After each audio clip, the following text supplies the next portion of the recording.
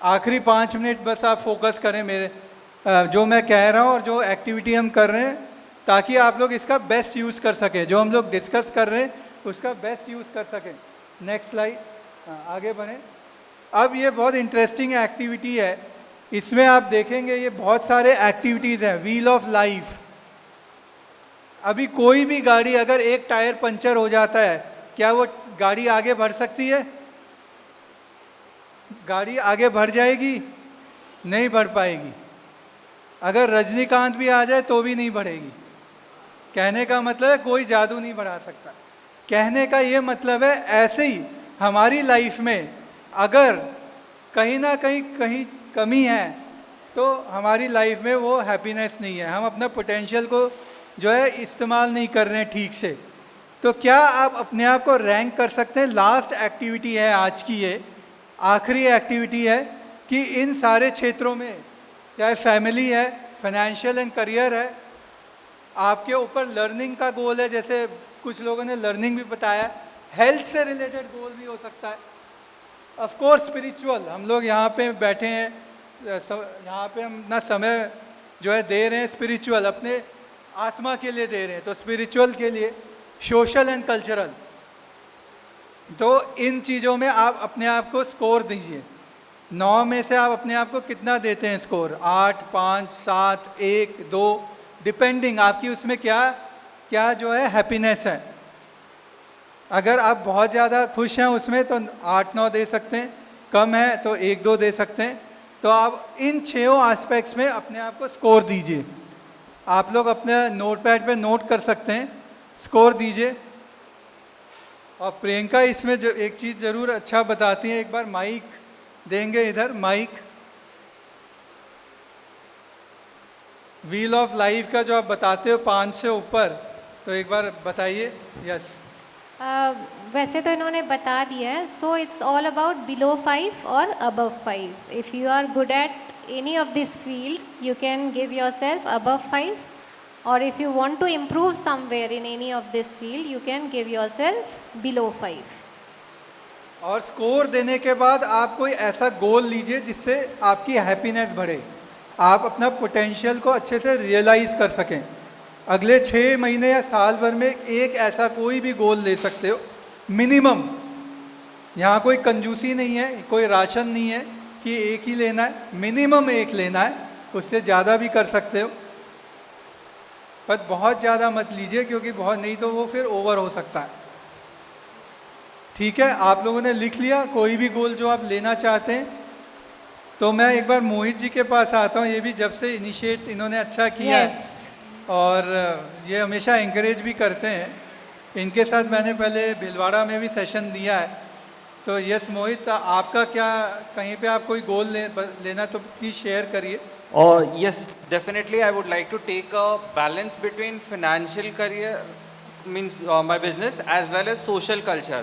अभी मेरा socially और business थोड़ा सा imbalance चल रहा है because I'm too much involved in social, क्योंकि बहुत सारे ग्रुप्स में भी जुड़ा हूँ socially, like Plant Lovers Society हो गया, I'm a founding member, जीतो में I've been apex member, committee में हूँ मैं, and then SPF is also one thing which I'm looking forward कि बहुत अच्छे से कर पाऊँ इस पे।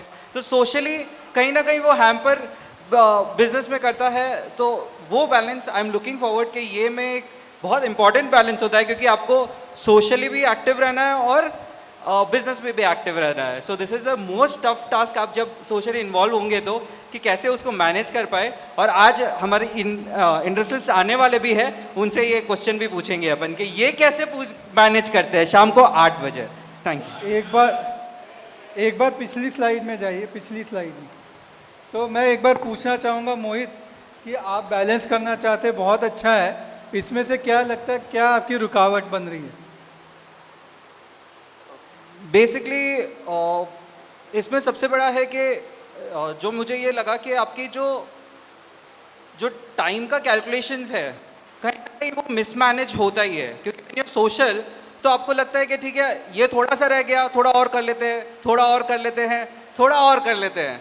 तो वो एक जो टाइम मैनेजमेंट का जो डिले होता है, वो थोड़ा जब और थोड़ा वर्किंग होगा, जब और थोड़ा तो अगर आप अपना समय को अच्छे से प्रबंधन कर पाएंगे तो कितना समय आप बिजनेस को ज़्यादा देना चाहते हो, हर हफ्ते या हर महीने?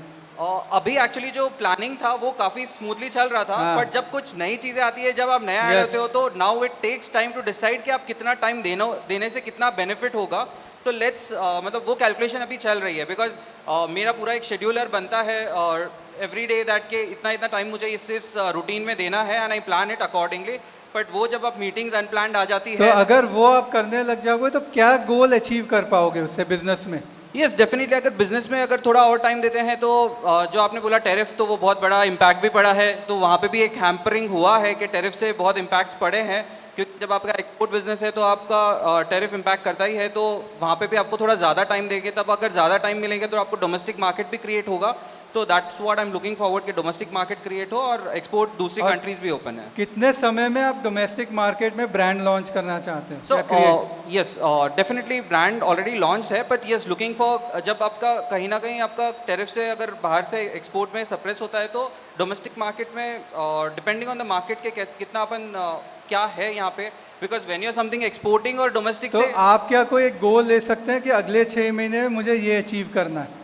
देर आर सम पीपल, एक कनेक्ट बनाए हैं मैंने, Yes. तो आई एम लुकिंग फॉरवर्ड कि मैं 6 महीने नहीं, उसको 3 महीने में, और वो SPF के थ्रू मुझे कनेक्ट्स मिले हैं, तो within not 6 month I am trying to do it within 3 months. Wow, Harsh. तो इस तरीके का स्मार्ट गोल हमें बनाना है हर क्षेत्र में, जहाँ पे भी आपको गैप लग रहा है। जैसे भैया ने बताया कि सोशल और बिजनेस में बैलेंस बनाना है, वो एक जनरल स्टेटमेंट थी, लेकिन जो लास्ट स्टेटमेंट इनकी आई वो स्पेसिफिक आ गई कि अगले 3 महीने में इनको अपना डोमेस्टिक में जो है सेल्स बेहतर करनी है। तो ये एक स्पेसिफिक स्टेटमेंट पे आएगा। क्या ये आपको मदद कर सकता है ये प्रोसेस? यस और नो?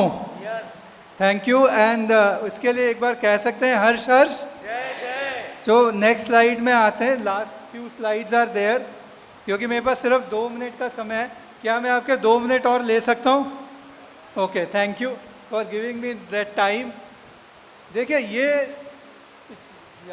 ये जो स्लाइड है, ये जो फैक्टर है, तीसरा फैक्टर बहुत इम्पॉर्टेंट है।